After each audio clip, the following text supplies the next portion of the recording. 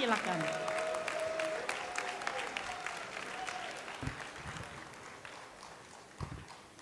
Terima kasih kepada saudari Speaker Persidangan Parti, saudari Norita, saudara Lim Guan Eng, Pengerusi Kebangsaan DAP, serta ahli-ahli Jawatankuasa Eksekutif tertinggi Parti CEC, ahli-ahli veteran, saudara Tan Sri Lim Kay Siang dan juga Pengerusi Kerap Veteran DAP, saudara Lai Kok Peng, para perwakilan, saudara-saudari yang saya hormati, salam Malaysia Madani, selamat pagi, saudara-saudari, Wanakem, 各位同胞们、各位同志们、各位代表们，大家早上好。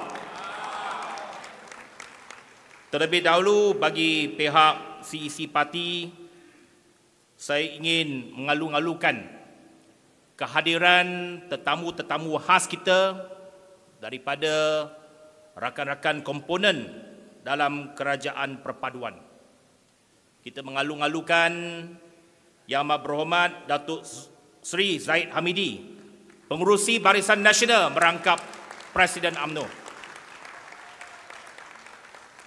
serta rombongan daripada UMNO dan Barisan Nasional.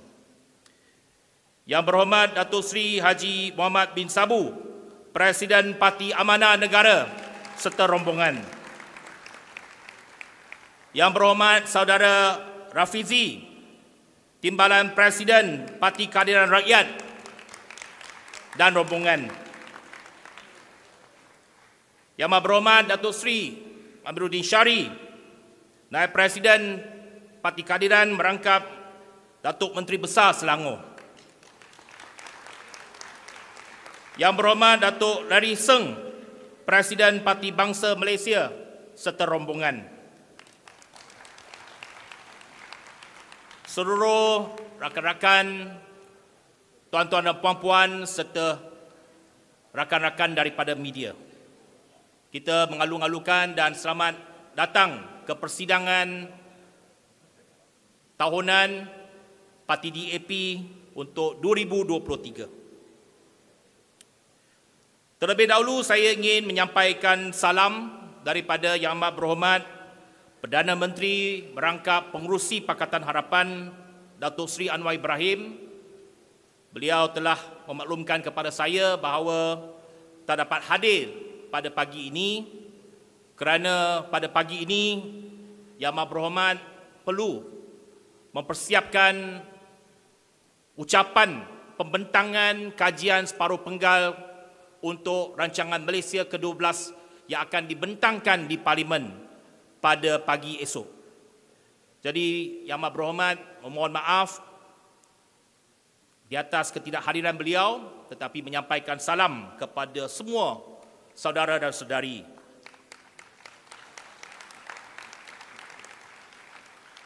Saya ingin memulakan ucapan saya dengan setinggi-tinggi ucapan tahniah dan sekalung penghargaan kepada semua pimpinan dan ahli-ahli dalam Kerajaan Perpaduan, khususnya kepada Parti Amanah, kepada Bang Mat, di atas kemenangan cemerlang dalam pilihan raya kecil di Pulai dan Simpang Jelam semalam. Ini merupakan satu suntikan semangat bukan saja kepada Pakatan Harapan, tetapi merupakan satu undi keyakinan kepada Kerajaan Perpaduan. Dan sudah tentu saya yakin ia akan membakar semangat, menaikkan semangat semua parti dalam Kerajaan Perpaduan. Bukti jelas bahawa pada hari ini, selepas kemenangan di Pulai dan Simpang Jeram semalam, kehadiran perwakilan pun kita cukup ramai pada pagi ini. Sehingga kerusi pun tak cukup di belakang, ada yang bangun di belakang. Jadi ini merupakan satu semangat yang baru Dan saya yakin bahawa semangat kemenangan ini akan terus dibawa ke Dun Pelangai di negeri Pahang. Dan kita akan bersama-sama memastikan kemenangan calon kerajaan perpaduan di Dun Pelangai nanti.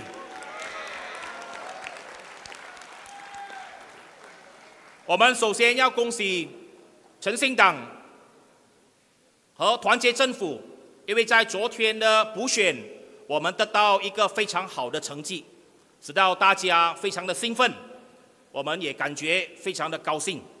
这一点肯定能够给予团结政府一个强大的信心，来面对所有的挑战。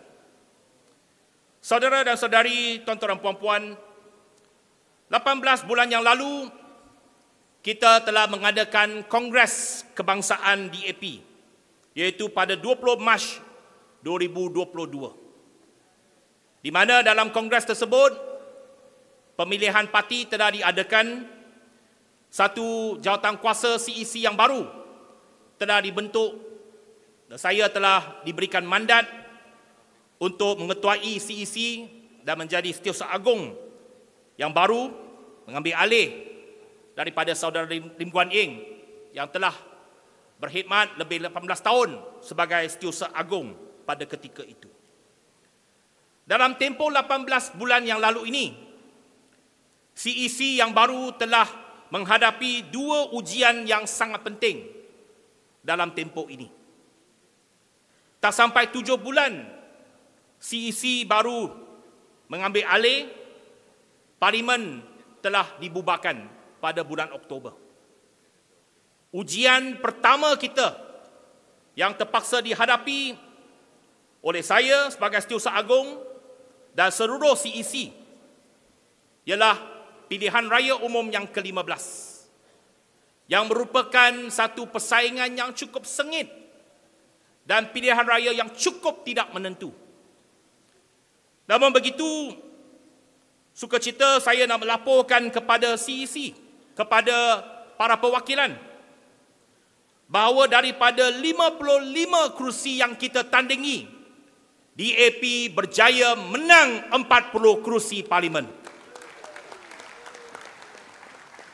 Ini merupakan peratusan kemenangan sebanyak 73%. Antara yang tertinggi daripada parti-parti politik yang bertanding dalam pilihan raya umum. Di Semenanjung, kita berjaya mempertahankan kesemua 33 kerusi Parlimen yang kita menang pada tahun 2018. Tak ada satu pun kerusi di Semenanjung yang kita terlepas. Di Sabah, kita mempertahankan 2 daripada 3 kerusi Parlimen yang kita menang pada tahun 2018. Manakala di Sarawak, 5 daripada 6 kerusi yang kita menang pada PIU 2018. Kemenangan 40 kerusi Parlimen oleh DAP juga merupakan satu penyumbang terbesar kepada jumlah kerusi yang dimenangi oleh Pakatan Harapan sebanyak 82 kerusi Parlimen pada PIU ke-15. Selepas itu, kita menghadapi ujian yang kedua, iaitu pada bulan lalu, di mana kita menghadapi pilihan raya negeri di 6 negeri, walaupun DAP hanya bertanding di 4 negeri, yakni di Kedah, Pulau Pinang, Selangor dan Negeri Sembilan. Sekali lagi kita berhadapan dengan satu ujian yang cukup besar. Tetapi kita sekali lagi mencapai kejayaan. Daripada 47 kerusi yang kita tandingi, kita menang 46 kerusi. Peratusan kemenangan 98%. Saya bagi pihak CEC ingin merakamkan ucapan syabas dan tahniah kepada DAP Pulau Pinang dan saudara Chow Kuan Yew kerana sekali lagi mempertahankan ke-19 kerusi yang kita tandingi di Pulau Pinang. sekaligus terus menerajui Kerajaan Negeri Pulau Pinang sebagai Ketua Menteri. Saya juga merakamkan syabas dan tahniah kepada saudara Gobind Singh dan DAP Selangor kerana berjaya menyumbang 15 kerusi di Selangor, termasuk 3 kerusi yang agak mencabar seperti Sungai Pelik, seperti Kuala Kubu Baru dan Banting. 3 kerusi yang kita telah kenal pasti sebagai antara kerusi yang agak bahaya, tetapi kita berjaya mempertahankan semua kerusi tersebut. Sudah tentu di atas kerjasama dan sumbangan rakan-rakan dalam kerajaan perpaduan. Saya juga ingin bagi pihak CEC merakamkan syabas dan tahniah kepada pengerusi DAP Negeri Sembilan dan DAP Negeri Sembilan, iaitu saya sendiri, kerana Negeri Sembilan juga mempertahankan semua 11 kerusi yang kita tandingi. Dan saya nak secara bangganya menyatakan bahawa Setiausaha Agong DAP menang di Dun Cena sekali ganda lebih besar majoritinya. Bukan menang saja di daerah mengundi tradisi kita. Kita buat kali pertama menang di daerah mengundi masyarakat orang asli di Kampung Cena. Ini adalah atas kejayaan kerjasama kita dalam kerajaan perpaduan di Negeri Sembilan. Jadi bukannya kita nak mengangkat bako sendiri, not blowing our own trumpet, tetapi CEC baru telah melepasi 2 ujian yang penting dalam tempoh 18 bulan ini, dan ini merupakan report card kita kepada para perwakilan.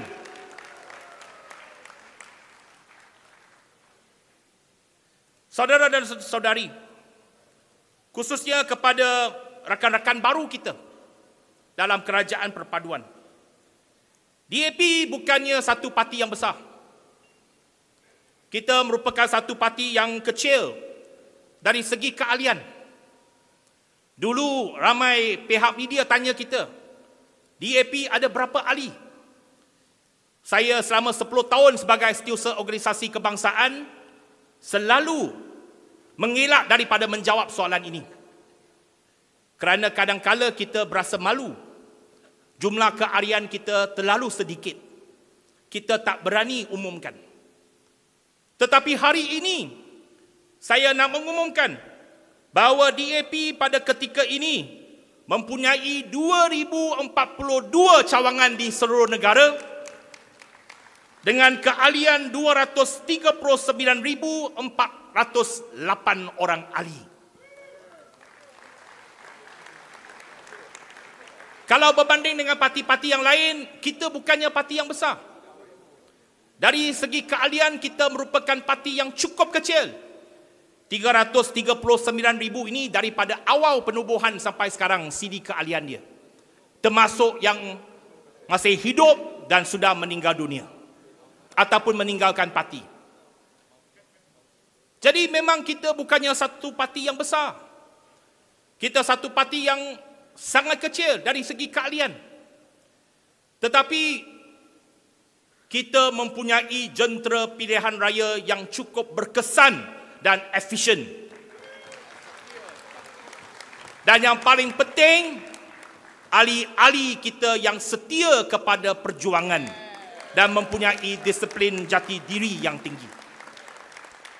Walaupun kita tak mempunyai keahlian yang ramai, tetapi kita mempunyai sokongan daripada pengundi yang cukup tinggi, di mana dalam PRU ke-15 kita memperolehi 2,422,577 undi daripada pengundi-pengundi di seluruh negara.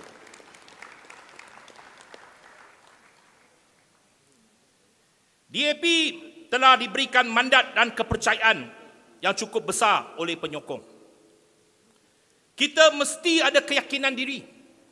Pada hari ini, kita merupakan sebahagian daripada kerajaan. Kita mesti ada keyakinan diri bahawa DAP disokong dan didukung oleh ramai penyokong kita, dari ramai pengundi kita. Tetapi kita jangan sesekali berasa angkuh dan sombong bahawa sokongan ini akan berkekalan selama-lamanya. Hari ini kita mempunyai mandat yang besar dan tanggungjawab ini mesti kita gunakan sebaik-baiknya untuk kebaikan dan kemajuan negara serta kesejahteraan rakyat dan bukannya untuk kepentingan diri. Hari ini boleh dikatakan DAP berada dalam satu puncak kejayaan. Tetapi kita mesti mengingatkan diri kita sendiri bahawa semua pemimpin DAP, semua ahli DAP mesti sentiasa merendahkan diri, sentiasa merasakan bahawa kita terhutang budi kepada rakyat dan tidak boleh sama sekali berasa sombong dan angkuh dalam perjuangan kita. Kita diberikan sokongan, kita diberikan mandat untuk membawa kebaikan kepada negara, untuk membawa kesejahteraan kepada rakyat. Dan inilah tugas dan tanggungjawab kita. Justru itu, selepas pilihan raya umum yang ke-15, pimpinan tertinggi parti CEC pada 20 hari November, 20 hari bulan November, iaitu sehari selepas pilihan raya umum, kita mengadakan mesyuarat tergempar di kalangan ahli-ahli CEC dan juga ahli-ahli parlimen baru yang dipilih, telah pun memberikan mandat kepada saya selaku Setiausaha Agong untuk membincang, untuk berunding dengan parti-parti lain dengan satu objektif utama, iaitu kita mesti menaikkan Datuk Seri Anwar Ibrahim sebagai Perdana Menteri yang ke-10. Itu mandat yang diberikan kepada saya untuk berunding oleh CEC dan semua 40 ahli parlimen yang baru dipilih. Kerana pada ketika itu, kita tahu bahawa itu merupakan misi utama untuk memastikan negara kita terus ditadbir, terus dipimpin oleh sebuah kerajaan yang boleh mewakili seluruh rakyat Malaysia. Jadi, CEC telah pun memberikan mandat supaya kita berunding dengan parti-parti lain, termasuk seteru kita yang begitu lama, iaitu rakan baru kita daripada Barisan Nasional. Saya memberitahu kepada rakan-rakan dalam CEC dan ahli parlimen pada malam 20 November, saya kata keesokan harinya 21 November, saya akan menjejak kaki ke PWTC, Menara UMNO, untuk menghadiri mesyuarat perundingan dengan pucuk pimpinan Barisan Nasional. Dan 21 November kita mengadakan mesyuarat kali pertama secara rasminya untuk berunding dan membincangkan parameter untuk kita membentuk sebuah kerajaan. Walaupun pada hari itu tidak ada keputusan, tetapi mesyuarat pertama diadakan pada 21 November 2022. Tetapi apa yang penting, dalam tempoh 5 hari tersebut, daripada 19 hingga 24 November, DAP telah pun memainkan peranan dan tanggungjawab kita dengan penuh berhemah dan penuh rendah diri. Ini merupakan rekod dan sejarah kita dalam perjalanan politik negara, dalam pembentukan kerajaan perpaduan. Kita mengambil satu sikap rendah diri dan pragmatik. Termasuk saya terbang ke Kuching, Sarawak bersama saudara Ngakoming bertemu dengan Premier Sarawak Tan Sri Abang Johari. Semua ini merupakan sumbangan kita dan peranan kita demi satu matlamat, iaitu kita mahu mendukung sebuah kerajaan perpaduan yang mewakili semua kaum, semua agama, semua wilayah di Malaysia.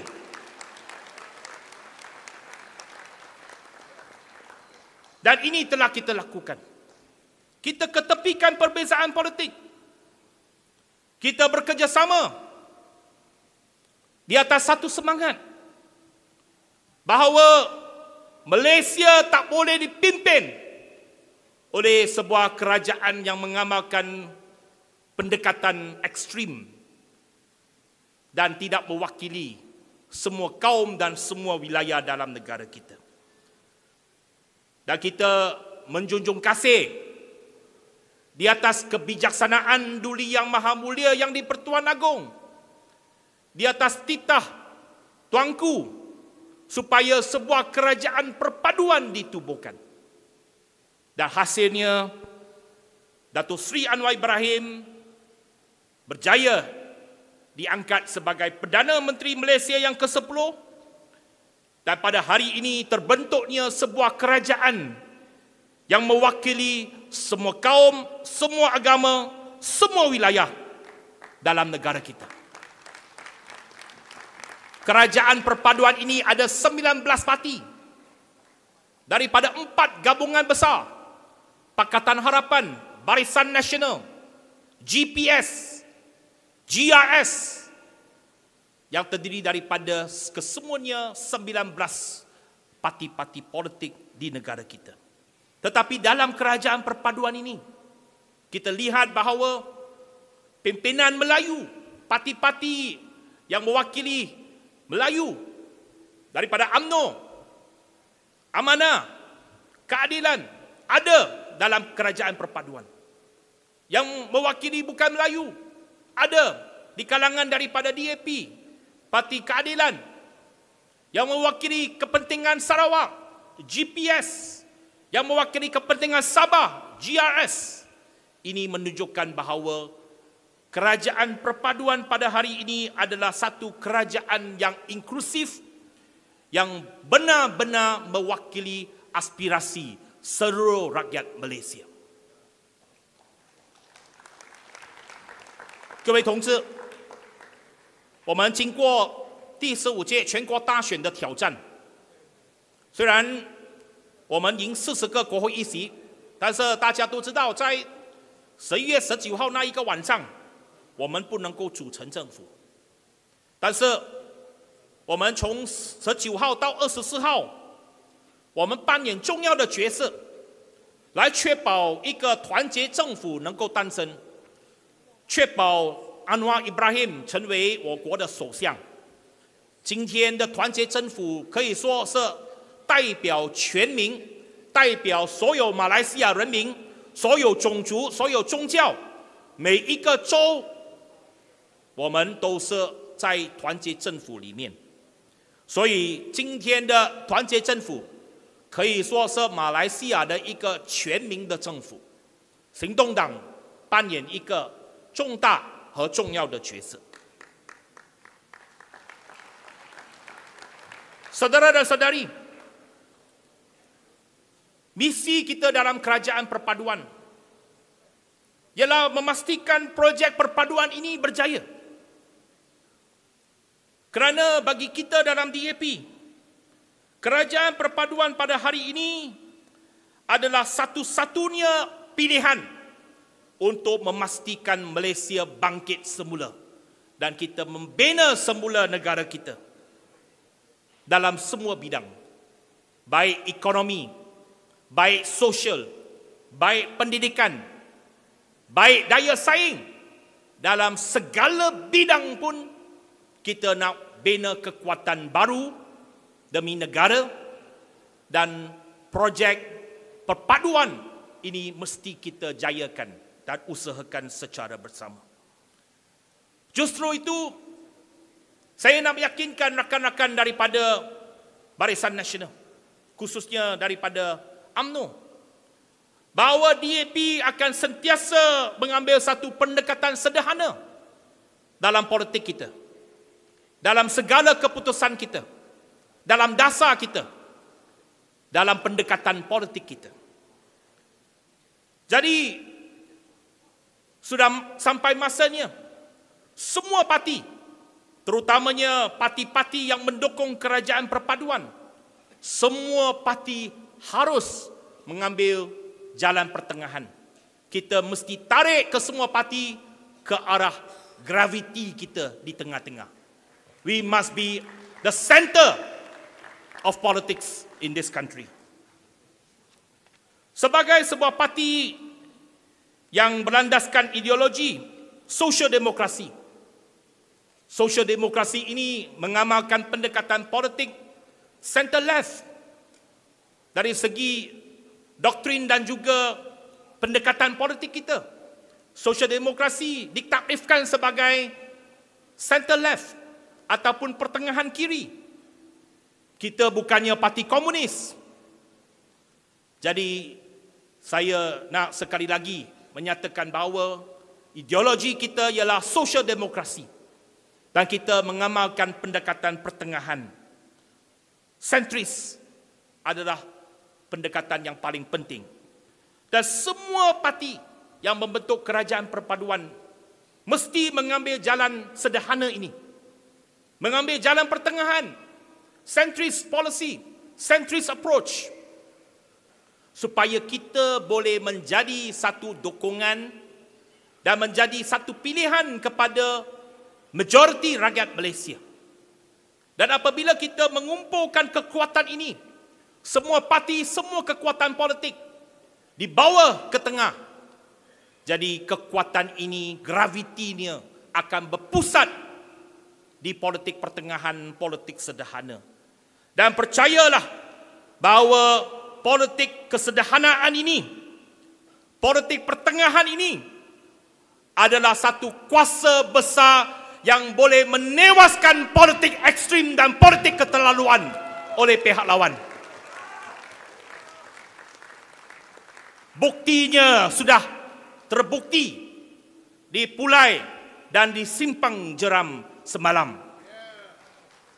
Dan kita mesti membawa semangat ini untuk sampai ke seluruh pelosok negara supaya politik kesederhanaan inilah yang akan membawa Malaysia menjadi lebih gemilang dan menjadi lebih hebat di persada dunia.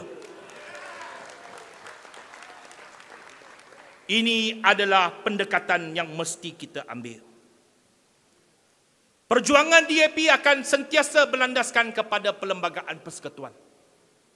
Berulang kali telah kita sebut bahawa DAP mesti berpaksikan kepada perlembagaan persekutuan. Perlembagaan parti kita, perjuangannya, objektifnya, semuanya berlandaskan dan serari dengan perlembagaan persekutuan. Jadi tidak perlu ada apa-apa kebimbangan daripada masyarakat Melayu terhadap DAP. Perjuangan DAP ini yang pertamanya mengikut lunas undang-undang. Kita mempertahankan perlembagaan persekutuan berlandaskan kepada prinsip-prinsip rukun negara. 5 prinsip rukun negara yang kita berikrar merupakan landasan yang sama yang diambil oleh DAP.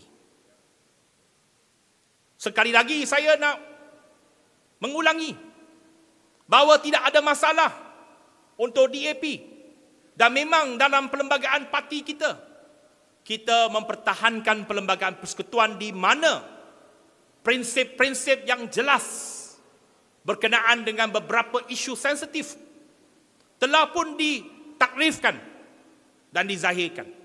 Termasuklah Islam sebagai agama persekutuan. Tetapi kebebasan agama untuk agama-agama lain sentiasa dipertahankan. Bahasa Melayu sebagai bahasa kebangsaan, tetapi tidak melarang pembelajaran bahasa-bahasa ibunda yang lain. Itu merupakan prinsip dalam Perlembagaan Persekutuan yang kita ambil. Kedudukan perkara 153 dan kedudukan institusi Raja-Raja Melayu itu memang tidak menjadi pertikaian kepada kita. Apa yang kita nak capai, apa yang kita nak perjuangkan ialah satu sistem kerajaan yang adil, mengambil kira kemasymukan dalam negara kita, di mana ada kepelbagaian kaum dan agama, di mana walaupun ada prinsip-prinsip yang berpaksikan kepada Perlembagaan Persekutuan, kebebasan kaum dan agama lain sentiasa terpelihara. Itu yang merupakan prinsip yang kita akan dukung dan kita pertahankan. Kerajaan perpaduan kini sudah memasuki bulan yang ke-9. Kita ada baki hampir 4 tahun untuk memastikan kita menjayakan projek ini. Projek UG, projek Unity Government ini mesti kita jayakan dalam tempoh 4 tahun yang akan datang. Yang paling penting bagi kita ialah seluruh tenaga dan usaha dalam kerajaan perpaduan mesti memastikan ekonomi kita pesat membangun dan menjayakan dasar ekonomi madani. Ekonomi madani yang berpaksikan kepada 6 prinsip. Yang pertama, kemampanan, sustainability. Kedua, kesejahteraan. Ketiga, daya cipta. Keempat, hormat. Kelima, keyakinan. Dan keenam, ihsan. 6 prinsip ini memang merupakan prinsip yang serari dengan perjuangan DAP. Kita mahu pembangunan kita mampan, menjaga alam sekitar kita. Itu sebabnya ada dasar sekarang ini peralihan kepada tenaga baru. Itu memang kemampanan yang kita nak lihat bukan saja untuk generasi pada hari ini, tetapi untuk generasi pada hari esok. Kesejahteraan. Kita mahu rakyat Malaysia kita sejahtera. Kita mahu orang Melayu hidup sejahtera. Kita mahu orang India hidup sejahtera. Kita mahu Cina hidup sejahtera. Kita mahu Kadazan dan Iban, seluruh rakyat Malaysia hidup sejahtera dalam negara kita ini. Kita mahu masyarakat kita mempunyai daya cipta yang tinggi. Ada keupayaan dari segi daya cipta.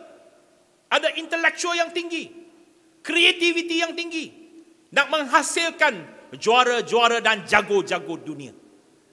Ini mesti perlu direalisasikan dengan satu sistem pendidikan ke arah objektif tersebut. Keempat, hormat. Prinsip hormat menghormati yang mesti kita terapkan dalam budaya masyarakat kita. Dan ini merupakan trust yang utama untuk kelangsungan masyarakat majmuk dalam negara kita. Bahawa kita mesti mengamalkan semangat hormat menghormati antara kaum dan antara agama. Kita mesti menghormati semua agama kita. Sudah tentu kita mesti menjaga sensitiviti antara satu sama lain. Kita tidak impose pandangan kita kepada penganut agama lain. Tetapi kita mesti hormat menghormati antara satu sama lain yang mesti kita bawa dalam masyarakat majmuk negara kita. Yang kelima, keyakinan. kita mesti ada keyakinan bahawa pada hari ini kita mesti ada keyakinan bahawa Malaysia merupakan sebuah negara yang hebat, sebuah negara yang ada penghormatan yang cukup tinggi di seluruh dunia. Dan saya berani mengatakan bahawa dalam tempoh 9 bulan ini, kedudukan dan juga tempat Malaysia di pentas dunia telah kembali ke tempat asalnya, di mana kita dihormati oleh seluruh dunia. Menteri Luar Datuk Seri Zamri berada di sini pada hari ini. Dia bercuti di Malaysia. Sebab kalau dia keluar negara baru dia kerja. Hari ini beliau bercuti sehari.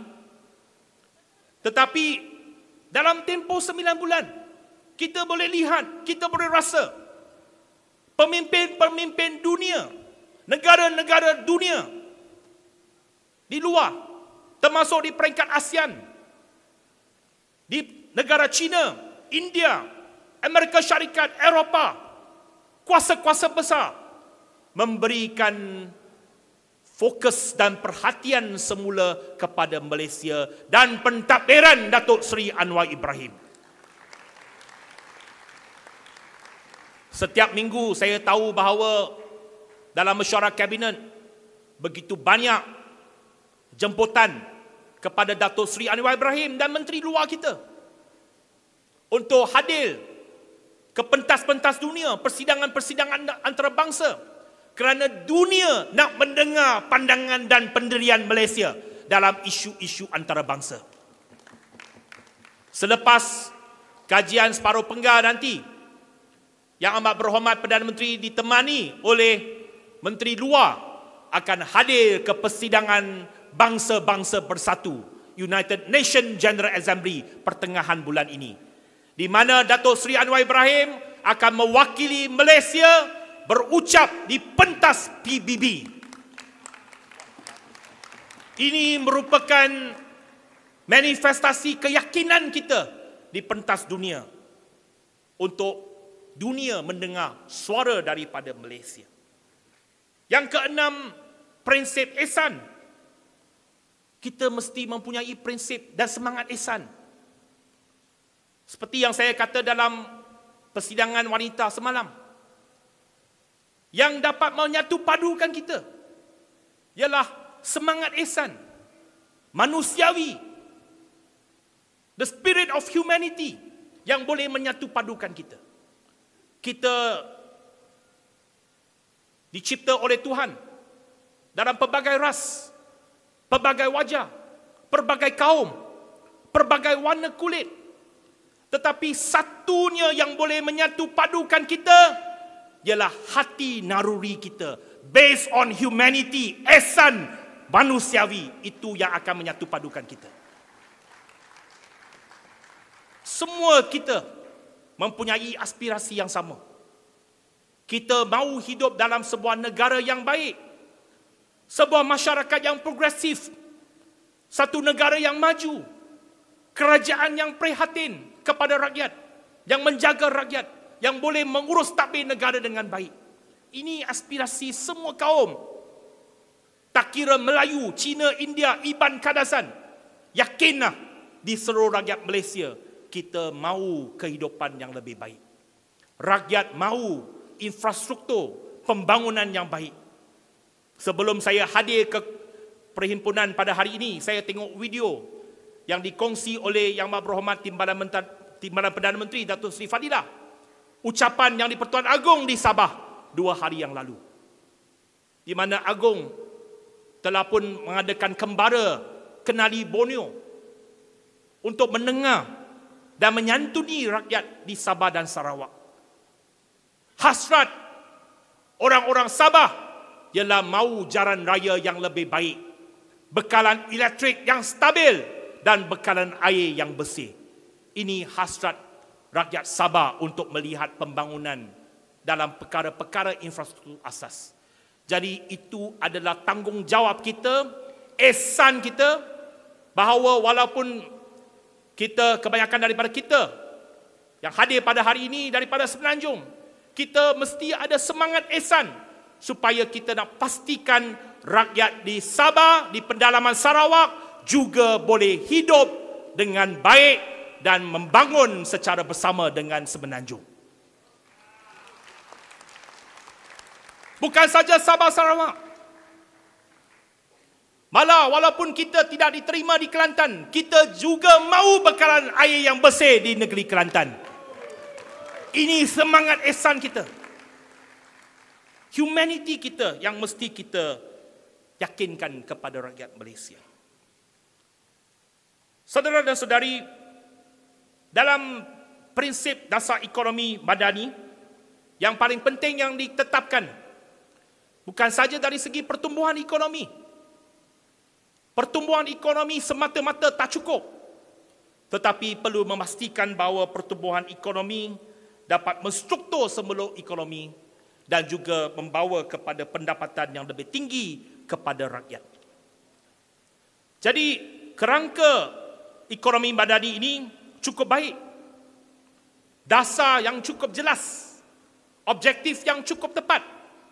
Tetapi cabaran kita ialah bagaimana kita merealisasikan semua dasar dan objektif ini, dan ia mesti diterjemahkan dengan inisiatif yang jelas dan tindakan-tindakan yang tepat. Baru-baru ini, Perdana Menteri telah pun meluncurkan beberapa dasar baru. Di antaranya Pelan Peralihan Tenaga, yang merupakan satu dasar yang penting dalam industri tenaga kita, penggunaan tenaga kita, yang bakal menjadi satu pemangkin kepada pembangunan ekonomi negara. Seterusnya, Yang Amat Berhormat Perdana Menteri juga melancarkan Pelan Induk Perindustrian, New Industrial Master Plan, yang membawa satu pendekatan baru ke arah mission ekonomi, iaitu ekonomi berpaksikan kepada beberapa misi, berentasi pelbagai sektor. Ini merupakan satu pendekatan baru yang mesti disambut oleh semua parti dalam kerajaan perpaduan, semua menteri, timbalan menteri, ahli parlimen, mesti kita sambut bersama-sama. Tetapi yang paling penting, saudara dan saudari, ialah kita mesti memanfaatkan kekuatan kita dan kelebihan semula jadi Malaysia dari segi geografi dan kedudukan kita. Negara kita mesti melihat pertumbuhan ekonomi yang pesat dalam beberapa tahun ini. Tetapi pada masa yang sama, kita mahu pendapatan rakyat juga meningkat. Dan saya lihat bahawa potensi ekonomi kita ada beberapa pemangkin yang utama. Di hampir semua negeri, semua wilayah ada kelebihan ini. Bermula daripada wilayah tengah, di Greater Klang Valley, yang merangkumi negeri Selangor dan negeri Sembilan, wilayah Persekutuan Kuala Lumpur, yang merupakan pusat kemajuan dan pembangunan ekonomi negara kita. Saya yakin akan terus mendapat tempias dan lonjakan daripada semua dasar yang kita laksanakan di peringkat kerajaan perpaduan, dan Greater Klang Valley akan sentiasa merupakan tumpuan kepada pembangunan ekonomi negara kita. Di Selangor, umpamanya, kita lihat bahawa potensi yang cukup besar untuk kita memperhebatkan lagi industri perkhidmatan, industri logistik, kerana kita mempunyai lapangan terbang antarabangsa paling besar di dalam Selangor, di Sepang. Pelabuhan paling utama di Selangor. Tak cukup dengan 2 pelabuhan. Ada North Port, ada West Port. Sekarang kita nak juga merancang pelabuhan yang ketiga di Pulau Keri. The third port in Pulau Keri. Jadi segala infrastruktur pelabuhan yang paling strategik berada di negeri Selangor, dan mesti kita gunakan sebaik-baiknya untuk pertumbuhan semua industri pembuatan dan industri logistik dalam negara kita. Satu lagi sektor yang cukup penting, yang ada potensi yang cukup besar untuk melonjak pendapatan rakyat kita, ialah industri aeroangkasa, aerospace industry, di mana Selangor mengadakan pelbagai inisiatif ke arah tersebut, dan dibantu dengan projek yang bakal dilaksanakan oleh MAHB untuk regeneration lapangan terbang Subang, supaya Subang menjadi satu pusat pertumbuhan industri aero angkasa dalam negara kita. Jadi Greater Klang Valley ada pemangkin yang cukup hebat. Kita lihat di wilayah utara, Perak, Pulau Pinang, Negeri Kedah, ada sektor pembuatan yang mempunyai potensi yang cukup besar. Di Kulim, Kedah dan di Pulau Pinang umpamanya, sektor semikonduktor dan E&E yang cukup besar melihat kepada pelaburan yang banyak akan masuk ke negeri Pulau Pinang dan juga di Kulim yang dibawa oleh pelaburan-pelaburan antarabangsa. Kita mesti pastikan bahawa ini dapat terus diperkasakan dan kita dapat memaksimalkan nilai pelaburan ini demi meningkatkan pendapatan rakyat di wilayah tersebut. Di Perak, bakal dibangunkan Auto City di Tanjung Malim, mempunyai sumber-sumber asli yang cukup banyak di negeri Perak. Dan pada masa yang sama, kita akan terus memperkasakan infrastruktur dari segi pelabuhan, lapangan terbang, supaya wilayah utara bakal menjadi satu gegasi ekonomi dalam sektor pembuatan. Kita lihat di wilayah selatan, di Johor umpamanya, Saudara Liu Chin-tung mempromosikan satu konsep, The Greater Johor Bahru. Memang Johor Bahru akan pesat membangun. Negeri Johor akan mendapat tempias yang cukup besar dalam beberapa tahun yang akan datang. Ada projek-projek perintis dan perangsang yang cukup hebat, antaranya RTS yang menghubungkan Singapura kepada Johor Bahru, yang kita telah merancang bukan saja sebagai satu sistem transit di antara dua destinasi, tetapi kita nak mengintegrasikan ekonomi di sempadan dan bakal sebagai perangsang kepada pertumbuhan di Greater Johor Bahru. Tambahan pula dengan insentif yang telah pun diumumkan oleh Yang Maha Berhormat Perdana Menteri, zon kewangan khas di Johor Bahru. Semua ini akan bakal mengubah landscape ekonomi dan wajah di wilayah selatan, terutamanya di Johor. Di wilayah Sarawak, kita lihat bahawa tenaga baru diperbaharui yang mempunyai potensi yang cukup besar dalam ekonomi pada hari ini. Telah pun diberikan tumpuan dan perhatian yang cukup besar oleh Kerajaan Sarawak, dan sudah tentu Kerajaan Persekutuan memberikan sokongan yang padu kepada pertumbuhan di negeri Sarawak. Sabah juga tidak terkecuali. Sabah mempunyai potensi dari segi industri pelancongan yang mesti kita bantu untuk menaikkan lagi. Semua ini ada juga peranan yang dimainkan oleh Kementerian Pengangkutan untuk memastikan infrastruktur dan juga konektiviti kita yang lebih baik demi kemajuan dalam ekonomi di semua wilayah yang saya sebut tadi. 各位同志，我们未来4年最大的挑战就是要确保我们经济能够有很好的成长。确保经济成长的过程，我们也要人民的收入提高，最重要人民的生活能够提升。当人民的收入提高，每一个人都有好的生活，这个才能够给到政府一个大的信心。我们未来4年最重要的任务，就是要确保我们的经济能够成长，人民的生活更好。来届大选，人民一定支持团结政府。所以，我们要全党的同志们，所有的部长、副部长、国州议员，我们全心全力，确保我们为国家贡献，帮助政府提升我们的经济的效率。我们这一点如果能够做得到，下一届大选，我非常有信心，人民会继续支持民主行动党还有团结政府。Dalam memastikan kita mencapai objektif dalam dasar ekonomi madani ini, kita perlu memastikan bahawa kita tidak lupa kepada janji dan manifesto kita, iaitu bahawa kita nak membawa pembaharuan dalam sistem pentadbiran negara kita, memastikan tata kelola yang baik dan urus tadbir yang berintegriti. Reformasi institusi yang memang telah pun dijanjikan dan akan terus diberikan perhatian dan diambil tindakan.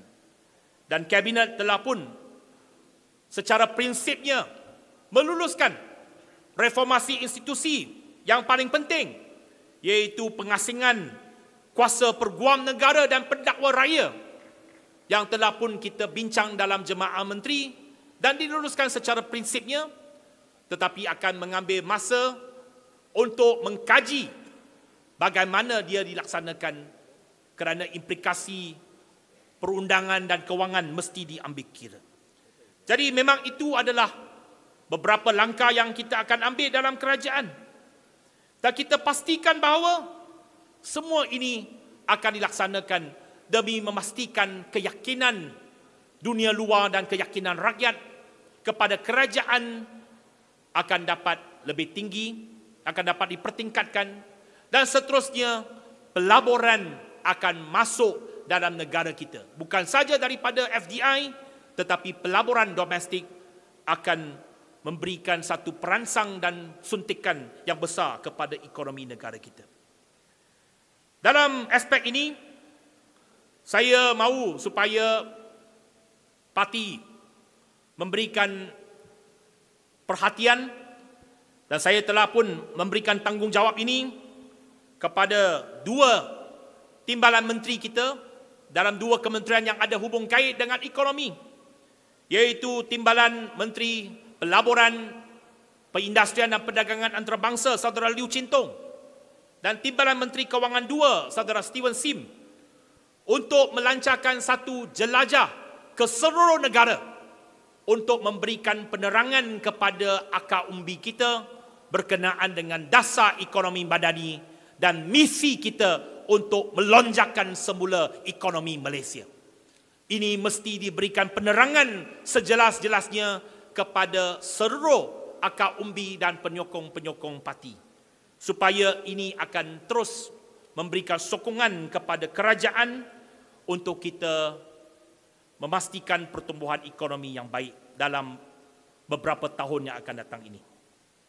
Saudara dan saudari, kalau kita berjaya, bukannya kalau, tetapi kita mesti berjaya dalam misi ini, iaitu dalam 4 tahun ini, pendekatan kita, objektif kita, misi kita, yang pertamanya menyumbang kepada kestabilan politik negara. Selepas cabaran pilihan raya negeri, selepas cabaran pilihan raya kecil, kita yakin ini akan dapat menstabilkan politik negara untuk beberapa tahun yang akan datang.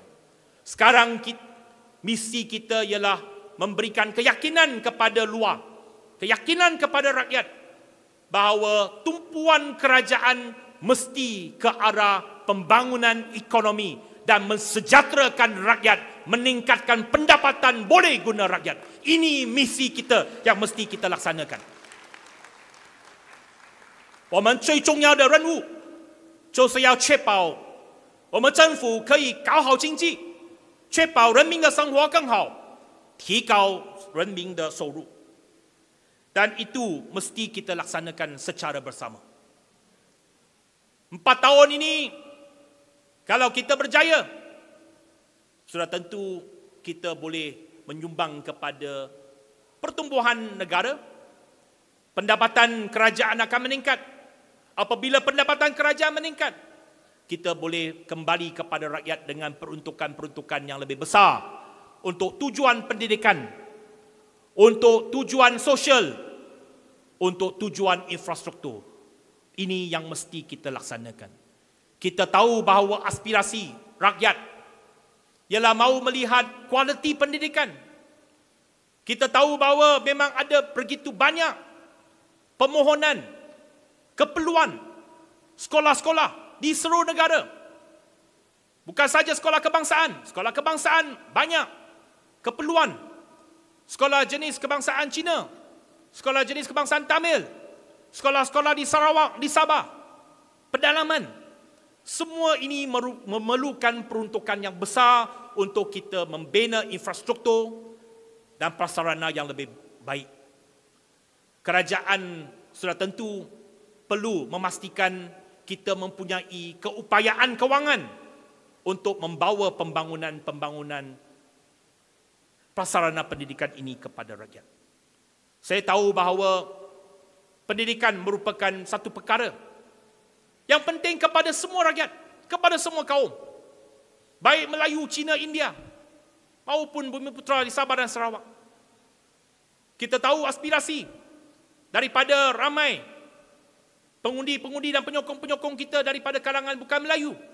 Mahu melihat sekolah vernacular diberikan juga akses peruntukan untuk mereka memastikan kualiti pendidikan yang lebih besar. Terutamanya daripada masyarakat India, masyarakat Cina, yang sentiasa mahu melihat bahawa pendidikan vernacular itu juga dapat dinaik taraf dan diberikan perhatian oleh kerajaan. Saudara dan saudari, kita sedar bahawa tanggungjawab kita cukup besar. Kita mempunyai cabaran yang sangat besar. Akan timbul isu-isu dari masa ke semasa yang perlu kita tangani secara bersama. Akan timbul kadang-kala konflik di antara parti-parti dalam kerajaan. Tetapi apa sahaja konflik dan juga isu yang timbul mesti kita tangani dengan baik, tangani dengan matang, kerana yang saya nyatakan secara jelas, kita tak ada pilihan lain selain daripada memastikan kerajaan perpaduan ini berjaya mengemudi negara.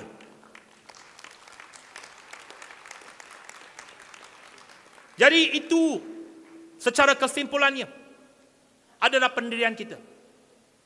Bahawa kita committed dalam pendirian kita untuk memperkukuhkan kerajaan perpaduan.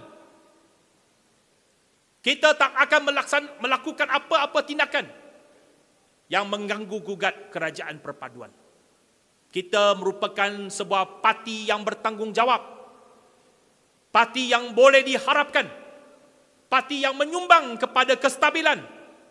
Parti yang menyumbang kepada kemajuan dan pembangunan negara.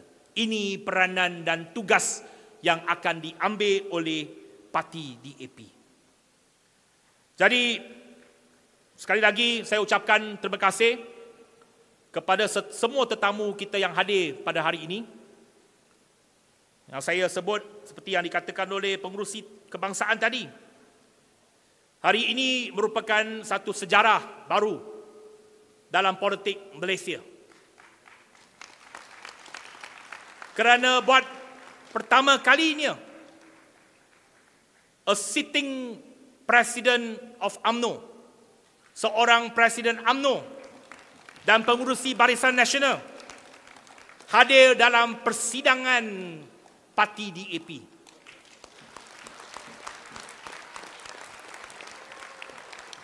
Ini merupakan rekod ataupun sejarah baru kerana Datuk Seri Zahid, you are the first UMNO President who attend a DAP convention. Ini fakta. Tak boleh dipertikaikan. Tetapi ada seorang bekas Presiden UMNO pernah hadir. Tapi semasa bekas Presiden UMNO itu hadir, beliau bukan lagi Presiden UMNO, malah bukan lagi ahli UMNO pada ketika itu. Saya masih ingat bekas Presiden UMNO itu mengadakan satu sidang media selepas beliau hadir dalam kongres kita ataupun persidangan kita. Beliau sebut, dia kata, saya sangat terkejut. Saya terperanjat. Sebab dia kata, ini ubah persepsi saya terhadap DAP. Saya tak sangka pemimpin DAP ucap dalam bahasa Melayu.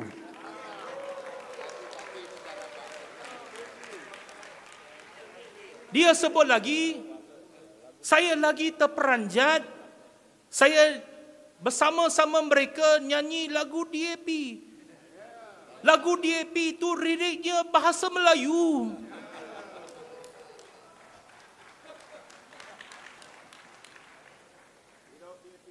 Saya rasa mungkin bekas Presiden UMNO itu sekarang dah lupalah. Sebab beliau mudah lupa.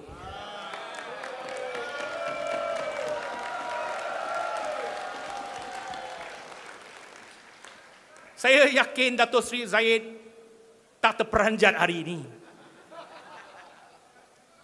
Sebab dalam DAP, kita mendukung bahasa Melayu sebagai bahasa kebangsaan.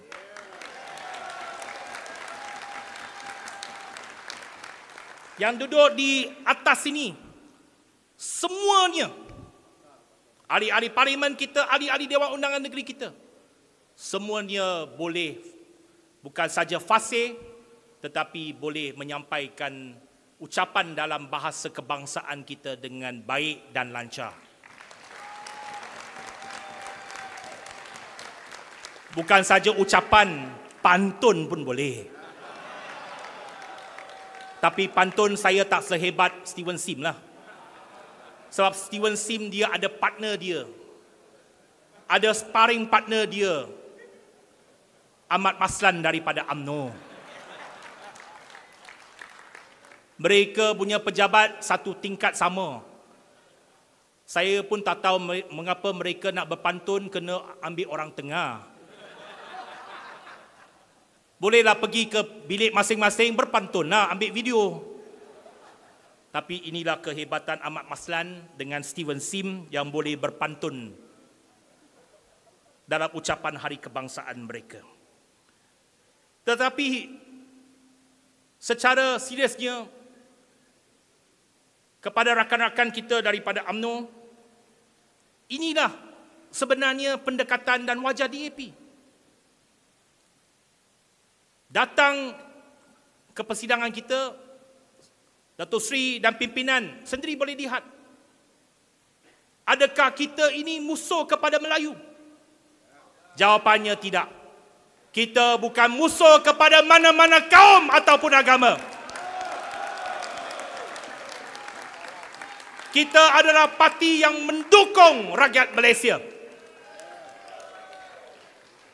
Tadi saya jenguk, saya lihat Dato' Sri Zahid pandang ke skrin besar semasa kita menyanyikan lagu DAP.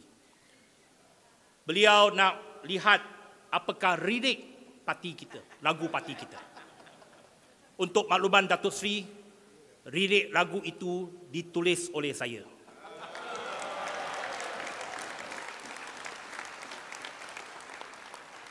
Itu kehebatan muzik dan lagu. Kerana sebuah lagu itu boleh membawa roh perjuangan sebuah parti. Dan lirik itu adalah manifestasi kepada perjuangan kita. Apakah roh perjuangan dalam lirik tersebut? Yaitu berjuang untuk rakyat Malaysia. Rakyat Malaysia termasuk Melayu, Cina, India, Iban, Kadazan, seluruh rakyat Malaysia. Ini roh perjuangan kita. Demi demokrasi, keadilan kita pertahankan. Bukan saja parti keadilan kita pertahankan, prinsip keadilan kita pertahankan. Integriti kita menjunjung. Itu sebabnya kita boleh berkawan dengan Parti Amanah Negara. Demi masyarakat yang berjiwa adil dan saksama. Malaysia untuk rakyat Malaysia. Kalau Malaysia bukan untuk rakyat Malaysia, Malaysia untuk siapa? Jadi, jangan kita terlalu terperangkap dalam stigma, dalam satu paradigm lama, old paradigm, bahawa DAP, apabila kita sebut Malaysia untuk rakyat Malaysia, maka kita ini nak menghapuskan kedudukan orang Melayu. Hari ini, secara realiti politiknya, saya yakin dan percaya, dari segi demografinya, dari segi fakta politiknya, kedudukan orang Melayu dari segi politik terjamin, kerana pengundi Melayu lebih daripada 65% di seluruh negara. Jadi tak ada sebab orang Melayu perlu bimbang dan takut kepada DAP. DAP adalah parti yang setia kepada perjuangan, setia kepada rakan. Kita tidak akan kita cucuk daripada belakang. Kita bukan parti yang pagi cakap satu, malam cakap lain. Kita tak berani mengeluarkan apa-apa fatwa. Kita adalah parti yang berpaksikan kepada prinsip perjuangan sosial demokrasi. Kita mahu rakyat kita hidup dengan baik. Kita bukan nak bermusuhan. Hari ini saya nak sekali lagi nak jelaskan bahawa Melayu bukannya musuh kepada DAP. DAP juga bukan musuh kepada orang Melayu. Di kalangan kita juga ada pemimpin Melayu, ada ahli Melayu. Perlembagaan parti kita ini tidak eksklusif kepada mana-mana satu kaum. Buat kali pertama dalam PIU yang lalu, kita ada 3 ahli parlimen Melayu. Jadi, saudara dan saudari, tuan-tuan dan puan-puan, kita mahu bersama-sama dalam kerajaan perpaduan, kita nak membina semula negara. Negara yang cukup berpotensi ini. Negara yang cukup hebat ini. Negara yang cukup bertuah ini. Deserve a good government. And we want to be part of the good government. And let's be assured, we can contribute to a good government. Jadi, saudara dan saudari, kita punya misi politik akan berterusan, akan terus kita bawa dalam perjuangan setiap hari kita, pendekatan kita, kerja kita. Dan yang satu lagi, kita juga adalah sebuah parti yang pragmatik dan praktikal. Okay. Pragmatism itu adalah penting dalam politik. Betul, kita ada prinsip perjuangan kita. Tetapi sebagai sebuah parti juga mesti ada pragmatismnya. Seperti kata-kata seorang negarawan hebat daripada China, Deng Xiaoping. Tak kira kucing itu hitam ataupun putih, yang penting kucing itu boleh menangkap tikus.